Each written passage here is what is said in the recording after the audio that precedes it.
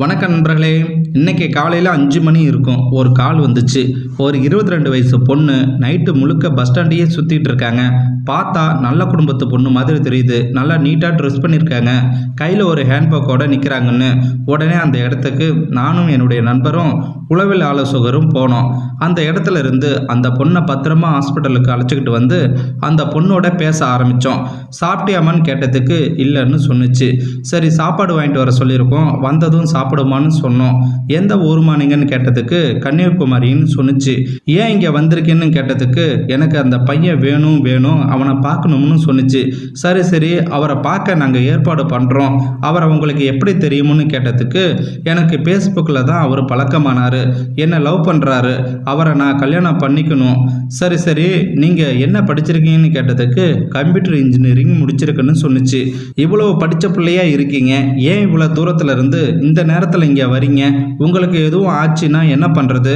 சரி, அப்பா அம்மா மொபைல் நம்பர் சொல்கிறீங்களான்னு கேட்டதுக்கு அந்த பொண்ணு நம்பர் சொன்னாங்க. கால் பண்ணினோம்.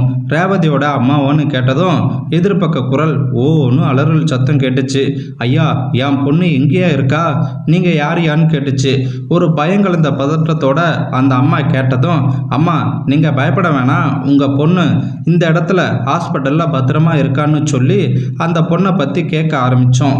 இதுவரை எத்தனையோ கேஸு இந்த ஹாஸ்பிட்டலில் பார்த்துருந்தாலும் அந்த அம்மா சொன்ன விஷயங்கள் ரொம்பவும் அதிர்ச்சியாக இருந்துச்சு, கஷ்டமாகவும் இருந்துச்சு. வீட்டுக்கு ஒரே பொண்ணு, ரொம்ப செல்லமாக வளர்ந்துருக்கா. அதே நேரத்தில் ரொம்ப நல்ல பொண்ணும் கூட. ஸ்கூலில் படிக்கிற வரையிலும் எந்த பிரச்சனையுமே சந்திக்காத நல்ல பொண்ணாக இருந்திருக்கு. ஸ்கூலில் டீச்சர் கூட இந்த பொண்ணை ஒரு ரோல் மாடலாக மற்ற பிள்ளைங்களுக்கு சொல்கிற அளவுக்கு இருந்துச்சு. அப்புறம் காலேஜ் படிக்க போகிறேன்னு சொன்னதும் இன்ஜினியரிங் காலேஜில் சேர்த்து விட்டுருக்காங்க. அங்கேயும் ரொம்ப நல்ல பொண்ணு தான். யாருக்கிட்டையும் அதிகம் பழகாமல் வீடு விட்டால் காலேஜ் விட்டால் வீடுன்னு இருந்திருக்கு. செகண்ட் இயர் படிக்கும்போது ஆண்ட்ராய்டு ஃபோன் வாங்கி தர சொல்லி கேட்டிருக்கு. அவங்க அம்மா அப்பாவும் நல்ல காஸ்ட்லியாக மொபைல் வாங்கி கொடுத்துருக்காரு. அந்த மொபைல் வாங்கி 3 மாதத்தில் அந்த பொண்ணோட நடத்தையில் பல மாற்றங்கள் ஏற்பட்டு இருக்கு. சரியாக அப்பா அம்மா கிட்ட முன்ன போல் பேசுகிறதும் இல்லை.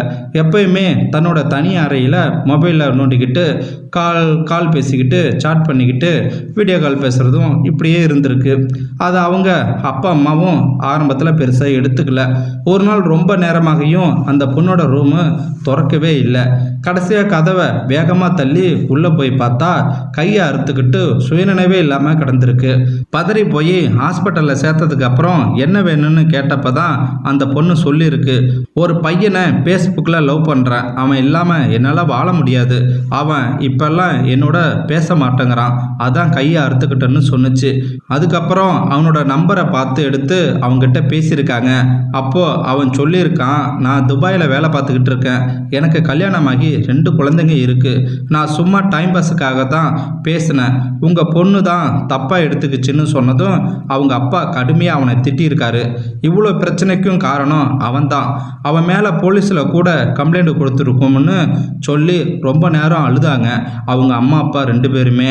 அவங்கள சமாதானப்படுத்தி ஏன் உங்கள் பொண்ணு இங்கே வந்தாங்கன்னு கேட்டதுக்கு அவன் என் பொண்ணோட வாழ்க்கையே சீரழிச்சிட்டு போயிட்டான், இன்னும் அவனோட நினப்பிலேயே அலைஞ்சிக்கிட்டு இருக்கா என் பொண்ணு, அவளை எவ்வளோ பத்திரமா வீட்டில் வச்சு இருந்தாலும் அங்கேயும் இங்கேயும் ஓடிடுறா, அவனை தேடி வீதியாக சுத்துறா, இதோட 2 தடவை இப்படி வந்துட்டா, அவளை அங்கேயே பத்திரமா வச்சுக்கோங்க ஐயா, நாங்கள் உடனே வரோம்னு சொல்லி போனை வச்சுட்டாங்க.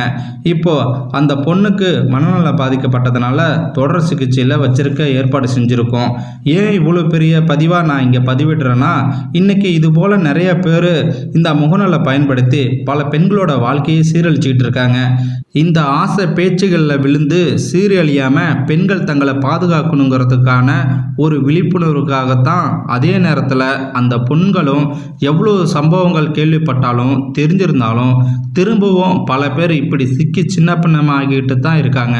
இந்த சம்பவத்தையும் சாதாரணமாக கடந்து போயிடாமல் யாரோ ஒருவர் வாழ்க்கையில் இந்த மாதிரி பாதிக்கப்பட போகுதுன்னு உங்களுக்கு முன்கூட்டியே தெரிஞ்சிருந்தா தயவு செய்து அவங்கள காப்பாற்றுங்க.